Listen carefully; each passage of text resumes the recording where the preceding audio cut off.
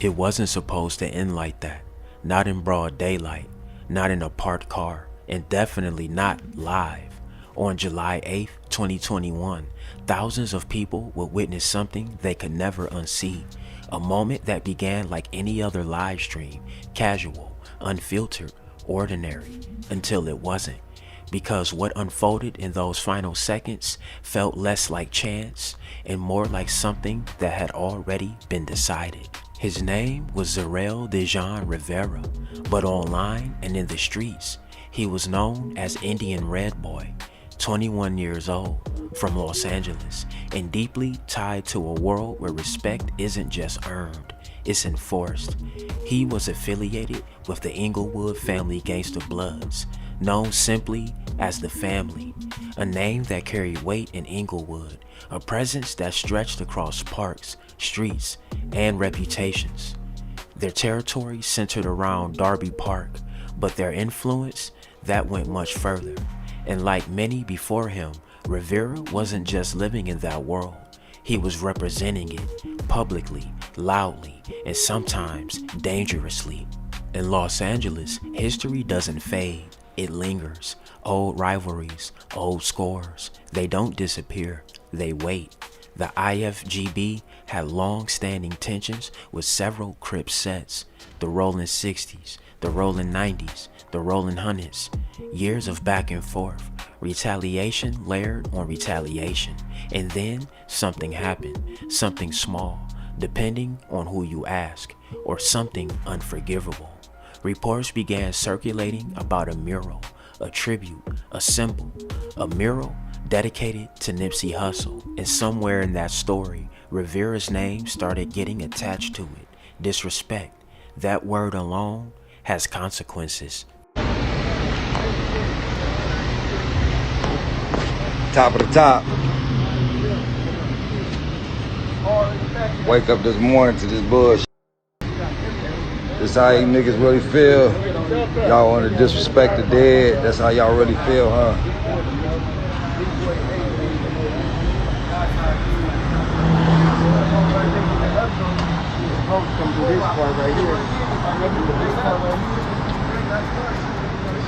Capone, huh?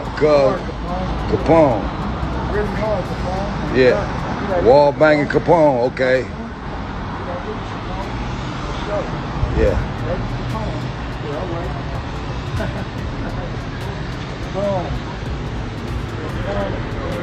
Baby Capone, that's what your name is, cuz? Baby Capone. That's how y'all doing it. Y'all come over wall banging, cuz, crossing out the dead homie, cuz. Come on. That's hood, bro. July 8th, 2021. Rivera was sitting in his car, a parking lot, 1,4100 block of Chardon Avenue in Hawthorne. Nothing unusual. Engine off, phone on. He went live on Instagram. On the other end, another voice, Capone. The conversation relaxed, unbothered, at least on the surface. Viewers tuned in, some watching casually, others just scrolling past. Damn about that, fool. No one knew. They were about to witness the final moments of a life. Then it happened. A sound, sharp, sudden, gunfire. Not distant, not muffled. Close, too close. The energy changed instantly. I got these.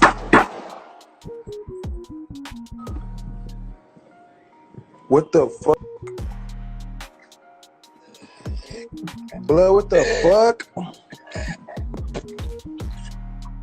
Where you at?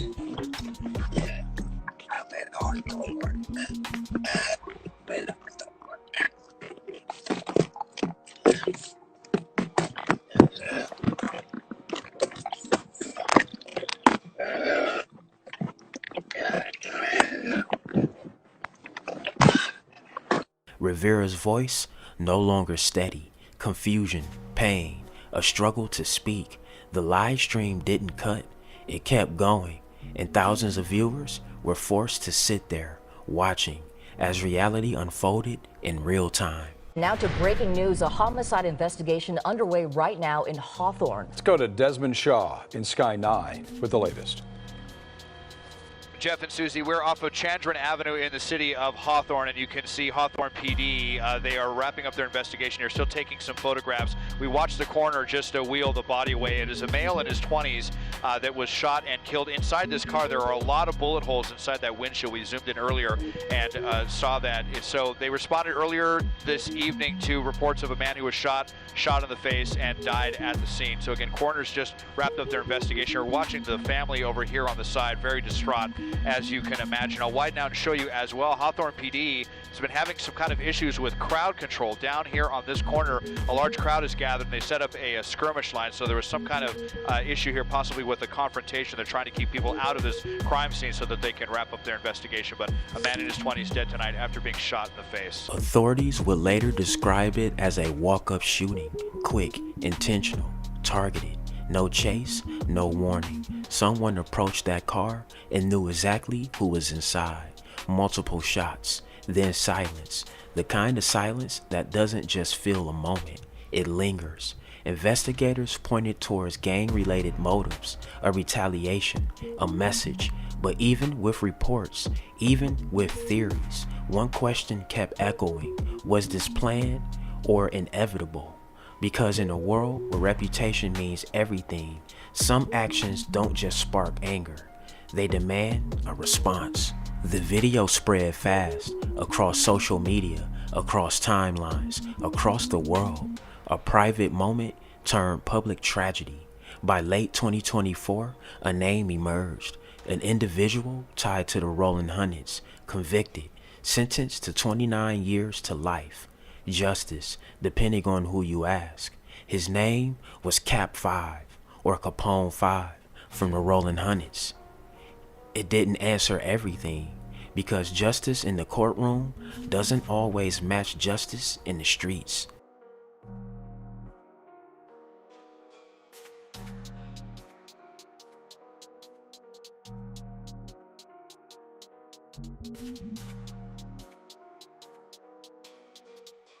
In the days that followed, the music industry reacted, some with silence, some with support. Rapper The Game and music executive Wack 100 stepped in.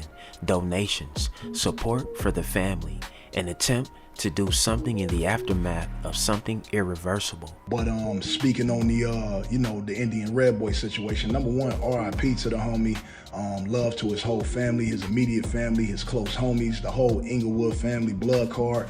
And it's all the Pirus, Damus across the world, period. Nigga, if anybody felt a certain way or felt disrespected by, what I said, number one, I've been wrote in bars, and bars been in my phone since like May or April.